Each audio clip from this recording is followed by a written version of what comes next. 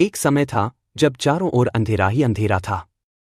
सूर्य, चंद्रमा, ग्रह नक्षत्र, तारे कुछ भी नहीं थे। न दिन था न रात। जल, वायु, अग्नि, पृथ्वी का कोई अस्तित्व नहीं था। उस समय केवल अनादि एवं अनंत एक ही सत्ता विद्यमान थी, जिसे भगवान शिव की सत्ता कहते थे। एक बार भगवान शिव के मन में एक से अनेक होने की इच्छा हुई। अपनी इस इच्छा को पूरी करने के लिए उनके मन में सृष्टि की रचना करने का विचार आया। इसलिए उन्होंने अपनी इच्छा को पूरा करने के लिए अपनी दूसरी शक्ति अंबिका को प्रकट किया और बोले, संसार की रचना करने के लिए अब हमें किसी दूसरे पुरुष का सृजन करना ही होगा, जिसके कंधे पर हम संसार को चलाने का भार सौंपकर इस भार से मुक्त हो जाएं और आनंदपूर्वक विचरण करें।